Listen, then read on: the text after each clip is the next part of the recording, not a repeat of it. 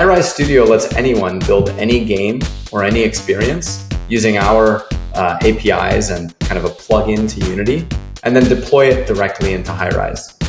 And so what we're trying to do there is create a platform with infinite shared experiences that are designed and developed by our community.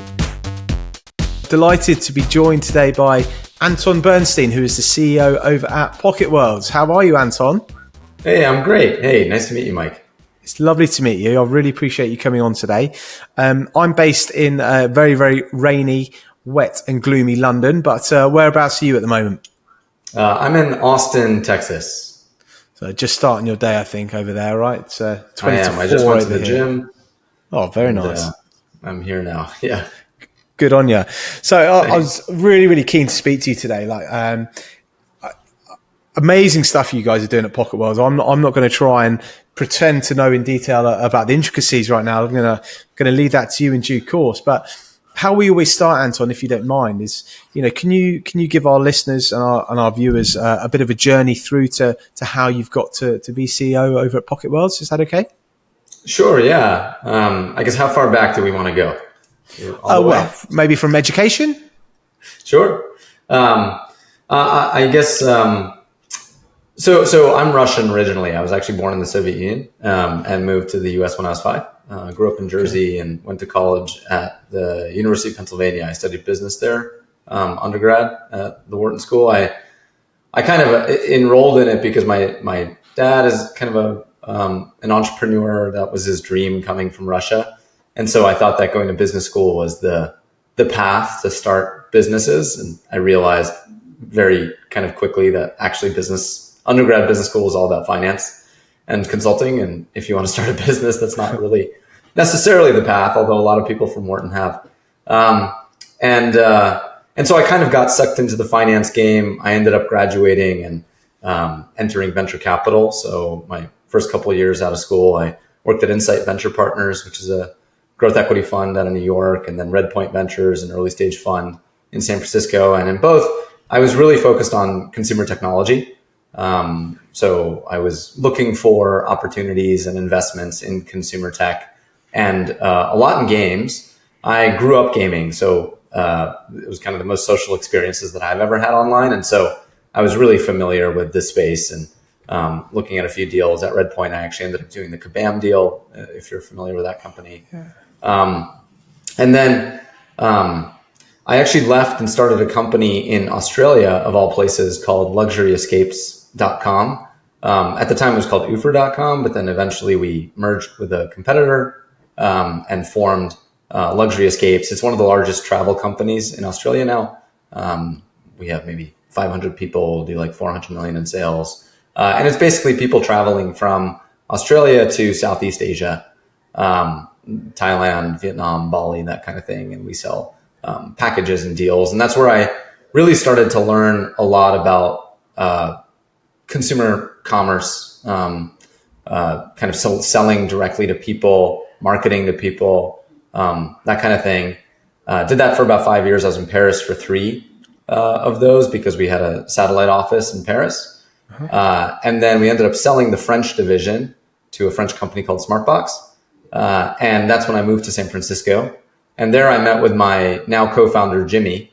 And both of us, he had just left Apple. He was a hardware architect there. I had just kind of sold this French thing, and the Australian thing was going well with my co-founder out in Sydney. And we just started to explore ideas, and both of us grew up gaming. He was more of a kind of a League of Legends, Dota kind of gamer, and I grew up playing first-person shooters, Diablo, StarCraft, RTSs, like that kind of thing. Yeah. And both of us kind of realized that the most social experiences that we ever had online, they looked more like games than anything else. And so what was dominant at the time, this is 2013, and I mean, it still is today, is stuff like Facebook, Instagram, TikTok, in terms of what we think of as social.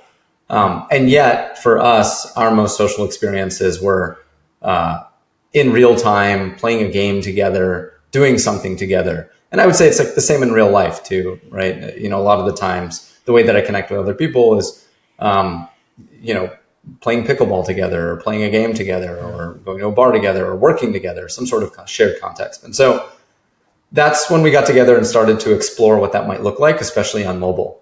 So we started just kind of experimenting and building. And because of the last business, we were able to bootstrap for a pretty long time. So we bootstrapped for about 5 years. So from 2013 to 2018, we were experimenting and testing and iterating. We'd never built games before. We didn't know what that was like. We ended up building 3 different games, one called Pockets, one called Harvest Crossing. The most recent one that's been fairly successful is Highrise. And yeah, it was kind of like, that's where we cut our teeth on learning how to build something engaging and fun and retentive, and also, most importantly, connective. Because ultimately our mission at Pocket Worlds is to connect the world through shared experiences. And so for those first 5 years, 2013 to 2018, we were like a team of, I don't know, between 4 and 8, depending, right. Self-funded, building, these Pockets, then Harvest Crossing, then Highrise. And then in 2018, Highrise had started to do pretty well. We had done about 5 million in sales. We actually entered Y Combinator at the time because we were kind of looking at the prospect of fundraising. A couple of friends had done YC later stage, not early stage, and suggested that might be an interesting program. So we went through it and it was awesome. I'm a big YC fan. We ended up raising 3 million coming out of it from the founders of King, from a bunch of other kind of smaller funds. And then we really grew Highrise pretty meaningfully over the next few years. Up to now we're about 30 million in sales a year. And we ended up raising some more funding in 2020 from Bitcraft, kind of a big games investor, and a couple others. And interestingly enough, we still haven't spent any of the money that we've raised because we've been profitable for quite a while. And yeah, today we're a company of about 120. We're fully remote. Highrise is our flagship product. I would love to tell you more about that and what that looks like and the evolution of it. We also have another product called Everskies that we acquired a couple of years ago, and then we 10x'd it after acquiring it. It's a social platform also. So yeah, that's what we're up to today. And just today, I'm based in Austin. My co-founder actually is moving here. So we worked together for 5 years in San Francisco. And then he ended up going to Durham. I ended up staying in SF. We had an office of like 15, 20 people. And then we went fully remote pre-COVID. And so we've been fully remote for 5 years. Now we're starting to build an office again in Austin, which is super exciting for us. That's where we are today. Well, I mean, that's a hell of a journey. I mean, people have got LinkedIn profiles, and this is why I always like to start with this, because there's only so much you could tell from a web page, right? And I've got a page full of notes here, but there's a few things I'd like to ask about, if that's all right. And firstly, I want to let you know, Luxury Escapes, they're pretty big over here in the UK as well, by the way. There's Secret Escapes, right? That one's like that was the original in the UK, and then Luxury Escapes, we've been kind of expanding more globally.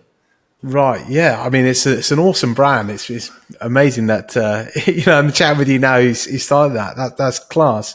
Thank you. I don't think I've spoken to anybody yet who has taken the route that you have, i.e. via business and finance, and then back into gaming. Plenty have kind of gone down that tech route and come in and out. So I think that's a really, really interesting journey. And obviously you've got Pocket Worlds, which you founded with Jimmy. Were there many occasions before that where you thought, right, when I've done with this, or when I've finished with this company, I'm adamant I'm going to get back into the gaming industry, or did it kind of happen quite organically and naturally when you caught up with Jimmy? Yeah, I'd say, well, first of all, growing up, like in middle school and high school, I was always very entrepreneurial and also played a lot of games. And so a lot of my entrepreneurial endeavors were around games. It was like buying and selling virtual goods was a big thing for me, like Diablo 2 multiplayer, selling stuff on eBay, Magic the Gathering online, that kind of stuff. So I'd already kind of been very familiar with virtual goods and virtual worlds and how social they can be growing up, middle school, high school. Then I kind of took this detour in finance. But even within finance, at Insight, I was working on a deal called Ankama. Dofus is the name of the game. It's an MMO out of France. And again, at Redpoint, I was working on Kabam. That was it was kind of always in the blood, so to speak, and something I'm just really passionate about and love. And then when Jimmy and I started working on stuff together, it was really about what we were exploring was kind of our passion and interest in games, but then also our interest in how people connect and how they socialize. Yeah. So it was definitely this fusion. And to this day, it's hard for us to define Highrise as, is it a social network or is it a game? And what kind of platform is it? It's a little hard for us to define. Honestly, it's a little hard for our community to define. When I ask, so I conduct 2 to 3 interviews a week with users from Highrise. And I always ask, what job does Highrise do for you? What does it accomplish for you? And literally every single one says, it helps me connect with other people. I stay on Highrise because of the connections I make. And of course, a lot of MMOs end up being like that over the long term. If you think about WoW, why do people play WoW for 10 years? A lot of it is the social aspect. But yeah, I'd say that it was kind of this union of our passion and interest and experience with games, and also seeing this kind of opportunity and I don't know, like an opportunity for deeper connection between people. That was 2013. Since that time, obviously, Facebook's gone into it, rebranded to be called Meta. Roblox has totally blown up. There's definitely been some further proof points around games being really, truly, deeply social experiences. And we've kind of been chugging along and continuing to figure it out the way that we figure it out. I mean, you use that word connection quite a lot. Clearly very, very important to you. And then you also then mentioned you conduct 2 or 3 interviews a week with Highrise users. I mean, that's an amazing example of connection from yourself as a CEO to users, right? And I guess what I'd like to know, what do you get out of that? What benefits does that give you? Yeah. So, the kind of CEO that I am is I'm pretty product centric. So Jimmy's the CTO, I'm the CEO. And so I focus a lot, I meet every day with the product design team as an example. We meet for 45 minutes to an hour a day where we do product reviews and we discuss next steps and we figure out the roadmap. Maybe this is a good opportunity for me to tell you about what Highrise really is. Yeah, please do. Yeah, that'd be amazing. It kind of started as just a very, very social game. As a virtual world, people come in, they build their identity, make an avatar. They can build environments, pretty basic 2D environments inside of Highrise, and then they connect and socialize with each other. We have tons of social features like a full messenger, kind of like Facebook Messenger, a full news feed, kind of like Instagram. Within the rooms, we have voice chat. We have different mechanisms that people can talk to each other, play games, that kind of thing. Mm-hmm. That's kind of how we started and kind of has been an evolution. Over the last 2 years, we rebuilt everything. We rebuilt it all in Unity before it was in Cocos 2DX. Mm-hmm. And in parallel, we built something called Highrise Studio. And Highrise Studio lets anyone build any game or any experience using our APIs and kind of a plug-in to Unity, and then deploy it directly into Highrise. And so what we're trying to do there, our mission at a high level is to connect the world through shared experiences. What we're trying to do there is create a platform with infinite shared experiences that are designed and developed by our community. And so our community can build those games and experiences. They can deploy them into Highrise. They get paid for them. They can charge for things and content inside of those experiences. And so we've just been leaning more and more heavily into UGC, user-generated content, and effectively competing pretty directly with Roblox, with a very different kind of angle and perspective. We have a couple million monthly active users. Our audience tends to be older. It tends to be female. Our experiences tend to be more accessible, more casual. Think like Animal Crossing or Farmville or something like that. And so, that's what Highrise is. And what it's kind of evolving into, this platform, this very social platform with infinite experiences built by our community, built by users, built by creators. This, and I'm trying to get my head around all the possibilities and opportunities within that platform as well. I mean, you guys must every day think, we could try this, we could try that. It must be pretty exciting time to be involved with this, right? It's super exciting. Yeah. So we launched Highrise Studio at the end of March in public beta. So it's only been live for a couple months, and we're moving very, very quickly. Every couple weeks we're releasing something huge. Like, for example, last week we released the persistence API, which lets any creator store data at the world level or user level about a user. So if you want to make a leaderboard, or you want to make progress, or you want to make XP, whatever, you just use our storage API, persistence API to do that. This week we're rolling out another massive update around our avatar system, kind of flexible and customizable avatars. So it's just super, super exciting. And I think what's most thrilling for me is watching creators who, our core philosophy is that our creators come from our community. They understand Highrise, they know Highrise. And then what happens is they tend to learn the tools, even though they have some level of complexity. So what I'm seeing is, 20-year-old women picking up Unity, learning it because they want to build something for themselves and for their community, and actually becoming developers who are getting paid, which to me is is the most rewarding thing I can imagine. You're creating careers for people. You're creating livelihoods for people. Totally. It's unbelievable. It feels amazing, honestly. And seeing some of these creators who are on the platform who have really leaned in and have started to make something, actually make income, has been so cool. Yeah. That's nuts, man. There's so much on here that I'm not going to have time to ask you, by the way. But I'd love to know: are there any? And you referenced some updates that are coming. Like, as we look ahead to the rest of this year, are there any kind of real kind of key feature updates or key new features that you're really, really excited about, that you're allowed to talk about? Or you might want to keep some under your hat. Well, I guess one thing I'll flag is so we have this vision, high level, around building this platform with infinite experiences that are kind of serve our community, and then starts to expand at the edges of our community. So we have a kind of a particular community that's very social, that loves self-expression, that loves dress up, that loves a certain kind of maybe, I don't know if you would call it more casual gameplay, but a certain type of gameplay. And we've been kind of slowly expanding, but very slowly, at the edges of that.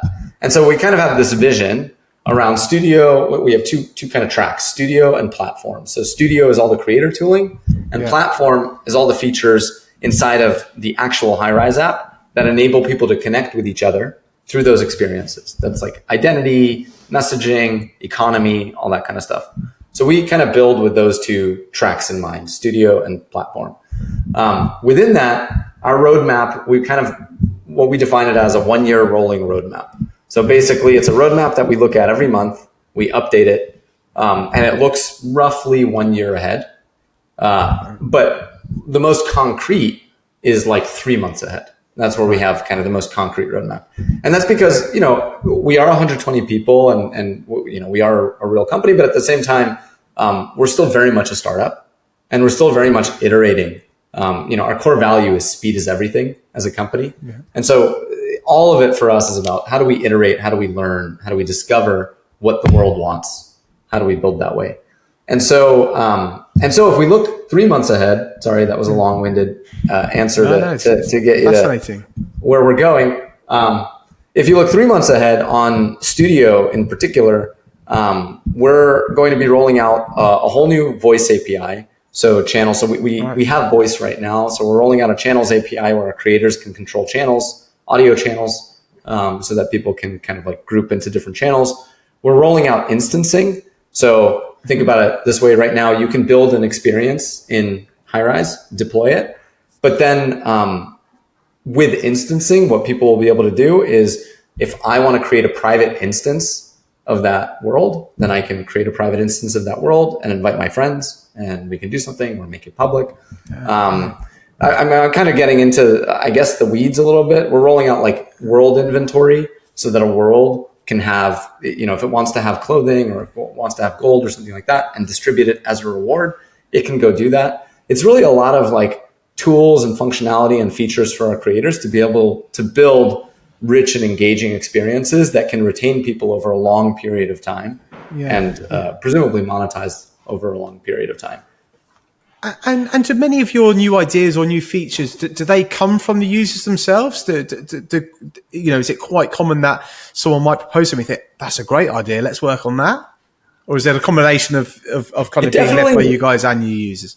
It's certainly a combination. I would say my experience has been that players and users tend to know the problems, but not necessarily the solutions, because the solutions, they come from market research, having a big picture, understanding the system that we're trying to build and trying to develop.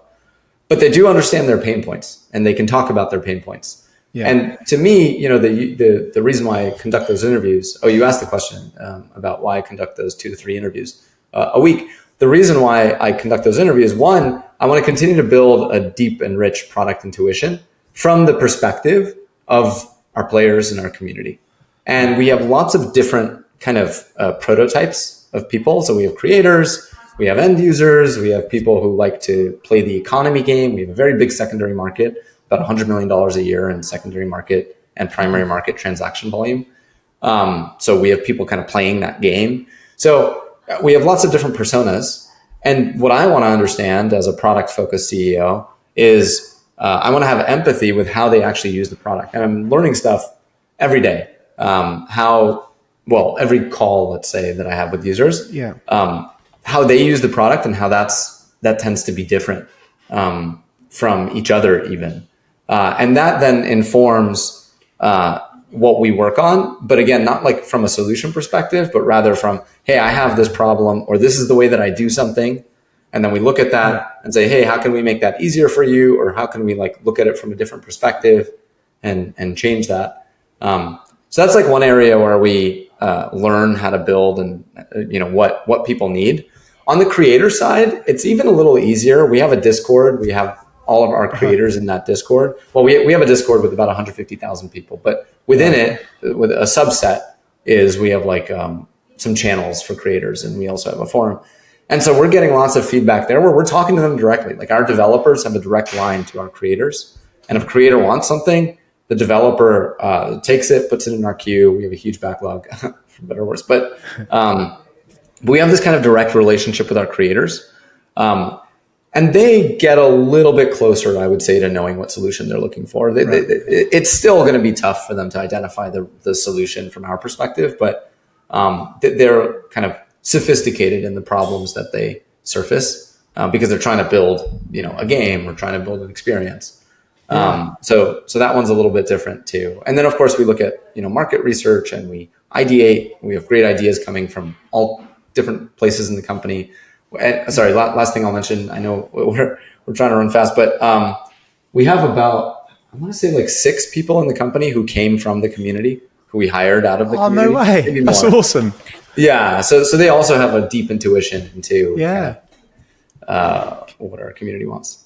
It must literally be different every single day, every day, every week, every month. Things just be constantly changing with different ideas. And yes, and especially because our core value is speed is everything. Yeah. Things are moving very, very quickly. I'll kind of incidentally talk about that value that we have. The core idea there, and I think this applies to gaming more broadly, personally. Obviously, it depends. There are some people who are building games where they have basically a creative vision that they want to realize, and they'll work on that for years. And what's important to them is realizing that creative vision. That's not really our philosophy. Our philosophy is we want to build something for our customers and for our users. We put the users first and the customers first. We have a vision for where we want to go, but kind of in the step-by-step, how we get there, it's putting the customer first, understanding how they use the product, what they want, and then iterating. It's much more consumer app development than say, creative game development that traditional studios might look like. And so it's all about learning and discovery as quickly as possible. And so we're very comfortable shipping MVPs. We're very comfortable shipping kind of bare bones features that maybe we're not even happy with or aren't polished enough, so that we can get the feedback to understand, is this what the universe wants? Is this what our community wants? And so that's very iterative, and that really requires a lot of speed.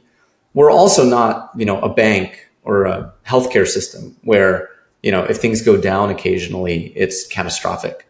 For us, if things go down occasionally, it's not a huge deal.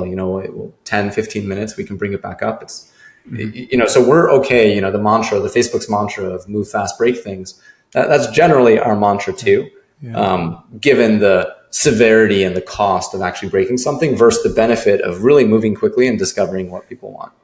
Yeah. And your team must love that as well. It sounds like they're empowered to be bold and try things, right? Yes. I would say the right people for our culture love it. And then there are people who don't thrive in that culture. And so it's very self-selective. There are people who love the chaos and the autonomy and the ability to move fast and the ability to own and get feedback really quickly. And then there are people who prefer either executing towards a very big, broad, long vision and kind of their creative vision. Yeah. And there are also people who kind of would prefer the comfort of structure. And we are very explicit when we hire and when we talk to our team and talk about culture. Hey, we are intentionally chaotic.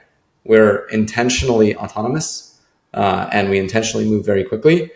And I can tell you, the best people at our company for whom this resonates, for whom, who are kind of autonomous and independent and love moving quickly, they love the culture. There's no red tape. Yeah, they just build and they ship, they build and they ship. And then, as we kind of hire and interview and that kind of thing, for some people, that culture is just not a fit. But it's obviously you're very clear what you stand for and what you don't stand for. And I think that's always a sign of a really, really healthy culture. You're not afraid to not be something that's going to suit everyone. I think that's a really, really fantastic sign of a good, healthy culture. Totally. Yeah. We've learned that over time for sure. That's awesome, man. I've taken up loads of your time, Anton, but before you go, if you don't mind, I always finish by asking if there's anything coming up this year that you really look forward to playing, anything that I can add to my list that I can look out for, but I'm not sure you get much time for playing games given what you've told me today. But is there anything that's due for release that you're excited about? You're right that I don't have a whole lot of time to play games. I actually, funny enough, I see Pocket Worlds as my main game. Yeah. Being a founder, I kind of have the luxury to be able to look at it that way, but that's why I love entrepreneurship and building stuff. It really feels like a game. I love opening Slack in the morning. I feel like that's triggering when I tell people. They're like, "Are you serious? You love it?" And I'm like, "Yes, I love seeing what's going on in our little universe." But I will say, I just opened my phone this morning and I got Squad Busters on my phone from a pre-order. It's Supercell's latest game. They haven't released the game in like 4 or 5 years. Uh-huh. I was addicted to Clash Royale. For a while. And so I'm excited to play Squad Busters and see what that's like. Yeah, nice one. I'll check it out. I've got a long list. I always seem to be kind of 2 or 3 weeks behind. So I'm like, this weekend I'm going to try and get into Manor Lords. And I'd only just started Helldivers 2, kind of 3 weeks after it blew up. So totally. I'll have a look at Squad Busters. I also started Manor Lords and I'm 4 or 5 hours in and I'm like, this is going to be a big sink. This is going to be. I mean, I don't know that I have time for this. We could have a podcast just on Manor Lords, and unbelievable story there. But what an industry. Anton, you've been an amazing guest, man. I've absolutely loved your story, and I feel guilty that we have to shut this off early. But hopefully, one day soon we can meet either GDC or develop or something, and I'd love to bend your ear and hear a little bit more. But thank you so much for today. That'd be great. Yeah, thank you, Mike. Great to meet you. All the best, Anton. Take care. All right. Bye.